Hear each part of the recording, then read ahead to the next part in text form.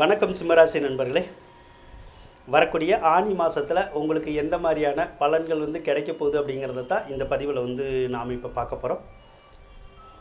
முதலாவதாக சூரியனை பார்ப்போங்க. சூரியன் தான் உங்களுடைய ராசி அதிபதி. அப்போ ராசி அதிபதி 11வது ராசியில் தான் இருக்கார். அப்போ அரசாங்க வகையில் உங்களுக்கு நன்மைகள் கிடைக்கக்கூடிய ஒரு மாதம் அப்படின்னு சொல்லி இந்த மாதத்தை சொல்லலாம். அரசாங்க அதிகாரிகளை போய் சந்திக்கிறது, அரசியல்வாதிகளை சந்திக்கிறது, அரசாங்கத்தில் ஏதாவது உதவிகள் பெறுறது, இதுக்கெல்லாம் சாதகமான ஒரு மாதம் இது. நீங்கள் டாக்குமெண்ட் மாற்றணுன்னாலோ இல்லை வேறு ஏதாவது உதவிகள் வேணும்னாலோ அரசாங்க அதிகாரிகளை சந்தித்தா உங்களுக்கு நன்மைகள் ஈஸியாக கிடைக்கும்னு சொல்லலாம். அதே மாதிரி தந்தை வழி உறவு மூலம் ஆதாயங்கள் கிடைக்கும், நன்மைகளும் பெறக்கூடிய ஒரு மாதம் அப்படின்னு இந்த மாதத்தை நம்ம சொல்லலாம். சரிங்களா? உங்களுடைய ராசிக்கு 2ஆம் அதிபதியான புதன் வேற 11வது ராசியில் தான் இருக்கார். அப்போ தனாதிபதி நல்லா இருக்கிறனால ஏதாவது ஒரு விஷயத்தில் உங்களுக்கு பணவரவு கிடைக்கும். வேலை இல்லாதவங்களுக்கு வேலை கிடைக்கும், வேலையில் இருக்கிறவங்களுக்கு பதவி உயர்வு, சம்பள உயர்வு அந்த மாதிரிலாம் நல்லா கிடைக்கும். வரவேண்டிய பாக்கிகள் எளிதாக வரும். நீங்கள் கொடுக்க வேண்டிய கடன்கள் எல்லாம் ஈஸியாக அடைக்கக்கூடிய ஒரு யோகங்கள் இந்த மாதத்தில் உங்களுக்கு கிடைக்கும் அப்படின்னு நம்ம சொல்லலாம். அதே மாதிரி கல்வித்துறையில் வேலை பார்க்குறவங்களுக்கு மிகப்பெரிய முன்னேற்றங்கள் ஏற்படும். அதே மாதிரி மீடியாவில் தகவல் தொடர்பு துறையில் வேலை பார்க்குறவங்களுக்கெல்லாம் நல்ல யோகங்கள் ஏற்படக்கூடிய ஒரு மாதம் அப்படின்னு சொல்லி இந்த மாதத்தை சொல்லலாம். அதே மாதிரி உங்கள் மூத்த சகோதர சகோதரிகள் நல்லா இருப்பாங்க. அவங்கனாலையெல்லாம் நல்ல ஆதாயங்கள் கிடைக்கிறதுக்கான வாய்ப்புகள் இந்த மாதம் இருக்கும். ஆனால் அந்த மூத்த சகோதர சகோதரிகளுக்கு ஏதாவது உடல்நிலை கோளாறுகள் ஏற்படும். அதாவது வயிற்று வலியோ, அந்த சளி இருமல் காய்ச்சல் சொல்கிறோம்ல, அல்லது இந்த கண்ணில் ஏதாவது பாதிப்படுறதில்ல, அந்த மாதிரி கொஞ்சம் வரதுக்கான வாய்ப்புகள் கொஞ்சம் இருக்கும் அப்படின்னு நம்ம சொல்லலாம். 11வது இடத்துல எப்பயுமே வலிமை பெற்றுட்டாலே ஒரு சிலருக்கு இந்த இளையத்தார திருமணம் அப்படின்னு சொல்கிறோம்ல, அதெல்லாம் ஈஸியாக நடக்கும். இளையத்தார திருமணம்னா ஏற்கனவே மேரேஜ் பண்ணியிருப்பாங்க, ஆனால் அந்த மேரேஜில் ஏதாவது பிரச்சனையாக இருக்கும், கணவன் மனைவி பிரிஞ்சு இருந்திருப்பாங்க, மறுபடியும் திருமணம் பண்ணணும்னு நினைக்கலாம் இல்லையா? அப்படி நினைக்கிறவங்களுக்கு அந்த 2ஆம் தாரமாக திருமணம் பண்ணக்கூடிய யோகங்களை அந்த புதன் கொடுக்கறதுக்கான சாத்தியக்கூறுகள் உங்களுக்கு நிறைய இருக்குது அப்படின்னு நம்ம சொல்லலாம். அதே போல் ஒரு சிலருக்கு தகாத உறவுகளை கொடுக்கும். தகாத உறவுகள்னால் உங்களுக்கு புரியும்னு நினைக்கிறேன். சரிங்களா? அதாவது ஒருத்தர் வேறவங்ககிட்ட பழகிறது. சரிங்களா? இப்போ ஒரு ஆண் இருந்தால் மனைவியை விட்டுட்டு வேறு பெண்கள்கிட்ட பழகிறது, அதுதான் தகாத உறவு அப்படின்னு சொல்கிறோம் இல்லையா? அந்த மாதிரியான பிரச்சனைகள் சிலருக்கு ஆணுக்கும் வரும், பொண்ணுக்கும் வரும். அதனால் கொஞ்சம் கவனமாக தான் இருக்கணும். அதே மாதிரி இந்த ஆனி மாதத்தில் உங்களுக்கு கெட்ட பேர் ஏற்படுறதுக்கான சாத்தியக்கூறுகள் நிறையா இருக்கும். நீங்கள் ஏதாவது தவறுகள் பண்ணினீங்கன்னா, இப்போது லவ் பண்ணுறது, வேறு யார்ட்டையாவது தேவையில்லாமல் தகாத உறவில் பழகிறது, அந்த மாதிரிலாம் இருந்துச்சு அப்படின்னா, ஏற்கனவே செஞ்சுக்கிட்டு இருந்தீங்கன்னா கண்டிப்பாக காட்டி கொடுத்துரும். இந்த ஆனி மாத கிரக நிலைகள் காட்டி கொடுத்துருன்னா நம்ம வீட்டுக்கு நம்ம செய்கிற விஷயங்கள் தெரிஞ்சிடும், இல்லைன்னா வெளியில் 4 பேத்துக்கு தெரிஞ்சிடும். அதன் மூலமாக கெட்ட பேர் வர்றதுக்கான வாய்ப்புகள் உங்களுக்கு நிறையா இருக்கும். ஒருவேளை இந்த விஷயத்தில் வரலைன்னா கூட வேறு விஷயத்தில் கூட கெட்ட பேர் வரும். அதனால் இந்த மாதத்தை பொறுத்தளவு கொஞ்சம் கவனமாக இருக்கிறது உங்களுக்கு நல்லதுங்க. சரிங்களா? அதே போல் புதன் பகவானை பொறுத்தளவுக்கு ஆனி 12ஆம் தேதி கடகராசிக்கு வந்துடுவார். அப்போ கடகராசிக்கு வந்ததுக்கப்புறம் கல்வி வழி செலவுகள் உங்களுக்கு நிறைய வரும். வீட்டில் பிள்ளைங்க படிப்பாங்கள்ல, அதனால் பிள்ளைகளுக்கு ஃபீஸு அது இதுன்னு சொல்லி நிறையா கல்வி வழி செலவுகள் வரதுக்கான சாத்தியக்கூறுகள் இருக்கும். மாமன் மைத்துனர் வழி உறவு பகையாகும். மாமன் மைத்துனர்களுக்கு அந்த மருத்துவ செலவு அப்படின்னு சொல்கிறோம்ல, அந்த மாதிரி வர்றதுக்கான வாய்ப்புகள் இருக்கும்.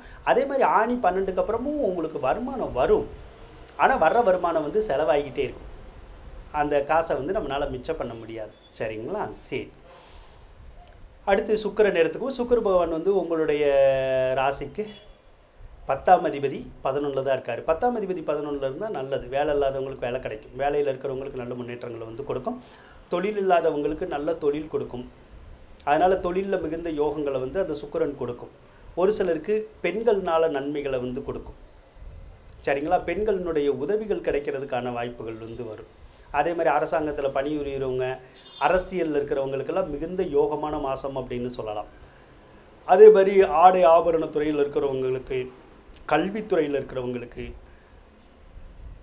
அந்த நடனம் நாட்டியம் கலைத்துறைன்னு சொல்கிறோம்ல, சினிமா ஃபீல்டெல்லாம் சொல்கிறோம்ல, அவங்களுக்கெல்லாம் ஒரு மிகுந்த யோகங்களையும் நன்மைகளையும் கொடுக்கக்கூடிய மாதம்தான் இந்த மாதம். சரிங்களா? 2வது இடத்துல உங்களுக்கு கேது இருக்குது. பொதுவாக 2வது இடத்துல கேது இருக்கக்கூடாது. 2வது இடத்துல கேது இருந்தால் குடும்பத்தில் அடிக்கடி சண்டை சச்சரவு வரும். அதனால் கொஞ்சம் கவனமாக இருக்கணும். சரிங்களா? 10வது ராசியில் குரு வந்திருக்கு. இந்த 10வது ராசியில் குரு மட்டும் வரக்கூடாது. ஏன் அப்படின்னா 10ல் குரு இருந்தால் பதவி இழப்பு ஏற்படும் அப்படின்னு அர்த்தம். அப்போ ஒரு சிலருக்கு வேலை பார்க்குறவங்களுக்கு வேலை செய்கிற இடத்துல பிரச்சனைகள் வரும். அப்போ ஒரு சிலருக்கு வேலை கூட போயிடும். அதனால் கொஞ்சம் கவனமாக இருக்கிறது நல்லது, சரிங்களா? இல்லைன்னா வேலை செய்கிற இடத்துல ஏதாவது தொந்தரவு இருந்துக்கிட்டே இருக்கும். அதே மாதிரி ஒரு சிலர் பிஸ்னஸ் பண்ணுவாங்க. அந்த பிஸ்னஸ் வந்து சரியாக ஓடாது. ஒரு சிலருக்கு தான் ஓடாது. அப்போ அவங்களுக்கு வந்து அந்த தொழிலை மாற்றணும் அப்படிங்கிற எண்ணங்கள்லாம் வரும். தொழிலை மாற்றணுன்னா தாராளமாக மாற்றிக்கலாம். அதே மாதிரி 10ல் குரு இருக்கிறது ஒரு வகையில் நல்லது. நீங்கள் கோயில் கட்டுறதுக்குடைய கிரகம் அது. அப்போ என்ன செய்யும்னா உங்களை வந்து கோயில் கட்ட வைக்கும் சிலரை. சிலர்னால கோயிலெல்லாம் கட்ட முடியாது. ஆனால் கோயிலுக்கு கும்பாபிஷேகமெல்லாம் நடத்தி தருவாங்க. அதுலெல்லாம் வந்து நிறைய ஈடுபாட்டோடு வந்து செயல்பட வைக்கும். அது இப்போ இருந்து ஒரு வருஷத்துக்கு அந்த மாதிரி செய்யும். அதே மாதிரி கோயிலுக்குள்ள வழியில் நல்லா ஈடுபட வைக்கும். நல்ல பக்தி அதிகரிக்கும். அதனால் கோயிலுக்குள்ள தான தர்மம் இந்த விஷயங்களுக்கெல்லாம் அந்த குரு 10ல் இருக்கிறது மிகுந்த யோகத்தை கொடுக்கும் அப்படின்னு வந்து சொல்லலாம், சரிங்களா? சரி, செவ்வாயை எடுத்துக்குவோம். செவ்வாய் பகவான் வந்து உங்களுடைய ராசிக்கு 9வது ராசியில் தான் இருக்கார். 9வது ராசியில் செவ்வாய் இருக்கிற போது பலமாக இருக்காருன்னு அர்த்தம். அப்போ உங்களுடைய தந்தை பலமாக இருப்பார். தந்தை நினைத்த காரியத்தில் வெற்றி பெறக்கூடிய ஒரு மாதம் அப்படின்னு வந்து சொல்லலாம். ஆனாலும் அவருக்கு ஏதாவது இழப்பீடுகள் ஏற்படும். அவர் வந்து ஒன்று கோபதாபத்தோடு இருப்பார், நிறைய டென்ஷனோடு இருப்பார். அப்படி இல்லைன்னா ஏதாவது கொஞ்சம் கவலைப்படுற மாதிரியான ஒரு சூழ்நிலைகள் வந்து கொஞ்சம் வரும். அதனால் அவர் வந்து அந்த பொறுமையை கடைபிடிக்கிறது வந்து நல்லது, சரிங்களா? அதே போல் ஒரு சிலருக்கு விரும்பிய இடத்துக்கு ட்ரான்ஸ்ஃபர் கிடைக்கும். ட்ரான்ஸ்ஃபர் வேணும்னா நீங்கள் விண்ணப்பிக்கலாம். விண்ணப்பிச்சா கிடைக்கும். வெளிநாடு சார்ந்த யோகங்கள் வந்து நல்லாயிருக்கும். வெளிநாட்டில் வேலை கிடைக்கிறது, விசா கிடைக்கிறது, பிஆர் கிடைக்கிறது, அந்த மாதிரியான பலன்கள் எல்லாம் செவ்வாய் கொடுக்கறதுக்கான சந்தர்ப்பங்கள் வந்து உங்களுக்கு நிறைய இருக்குது அப்படின்னு வந்து சொல்லலாம், சரிங்களா? அடுத்து ராகுவை எடுத்துக்குவோம். ராகு பகவான் வந்து 8ல் இருக்குது. பொதுவாக ராகு வந்து 8ல் இருக்கக்கூடாது. ராகு 8ல் இருந்தால் ஒரு சிலருக்கு ஏதாவது ஒரு காரியம் செஞ்சால் தடங்கள் ஆகிக்கிட்டே இருக்கும். அதே மாதிரி பொருளாதாரத்தில் பிரச்சனை பண்ணும், கடன் காட்சியினால் பிரச்சனை பண்ணும். சிலருக்கு வந்து உடல்நிலையை வந்து பாதிச்சிடும். ஒரு சிலர் கீழே விழுகிறாங்கல்ல, கீழே விழுகிறது, கை காலில் அடிபடுறது, நடக்க முடியாமல் போகிறது, நடக்கிறதுல பிரச்சனை வர்றது, இந்த மாதிரியான தொந்தரவுகளை வந்து அந்த ராகு வந்து கொடுப்பார். அதனால் போக்குவரத்துலேயும் கவனமாக இருக்கணும், நடந்து வர போதும் கவனமாக இருக்கணும், சரிங்களா? சரி, அடுத்து சனி பகவானை எடுத்துக்குவோம். சனி பகவானை எடுத்துக்கிட்டோம்னா சனி 7ல் தான் இருக்கார். சனி 7ல் இருக்கிறது சில விஷயங்களுக்கு நல்லது. திருமணம் நடக்காதவங்களுக்கு திருமணம் நடக்கும். அப்போ ஏற்கனவே கல்யாணம் முடியாமல் இருக்கிறவங்களுக்கு இப்போ கல்யாணத்தில் அந்த முயற்சி எடுத்தால், திருமணம் பண்ணணும்னு முயற்சி எடுத்தால் ஈஸியாக திருமணம் நடக்கும். வரன்கள் வந்து ஈஸியாக கிடைக்கும், சரிங்களா? அதே போல் சனி 7ல் இருக்கிறதும் நமக்கு தகாத உறவுகளை தான் ஏற்படுத்தும், கெட்ட சவகாசத்தை கொடுக்கும். அதில் நம்ம கவனமாக இருக்கிறது நல்லதுங்க. அதே மாதிரி வண்டி வாகனத்தில் போகிறபோது பார்த்து போகணும். ஏன்னா 7ல் சனி இருந்துச்சுன்னா வாகன விபத்துக்கள் வரும். அதனால் கொஞ்சம் கவனமாக தான் இருக்கணும், சரிங்களா? சனி ராகுனுடைய நட்சத்திரத்தில் வேறு நிற்கும். அப்படி நின்றுச்சுன்னா சிலருக்கு கணவன் மனைவியோட வந்து கருத்து வேறுபாடு, சண்டை சச்சரவு வரும். ஒரு சிலருக்கு கணவன் மனைவியோட கருத்து வேறுபாடு, சண்டை சச்சரவு வராது. ஆனால் ஏற்கனவே தகாத உறவில் இருப்பாங்க, சரிங்களா? தகாத உறவுன்னா புரியும்னு நினைக்கிறேன், சரியா? அந்த தகாத உறவில் இருந்தால் அவங்களோட சண்டை சச்சரவு, கருத்து வேறுபாடு, பிரிவினை ஏற்படுறதுக்கான வாய்ப்புகள் வந்து இப்போ இருக்கும். அதுக்கு தகுந்த மாதிரி நீங்கள் உங்களுடைய வாழ்க்கையை அமைச்சுக்கிறது நல்லதுங்க, சரிங்களா? உங்கள் ஜாதகத்தை பொறுத்தளவுக்கு இந்த ஆனி மாதத்தில் உள்ள கிரக நிலைகள் இந்த மாதிரியான பலன்களை தான் கொடுக்கும்.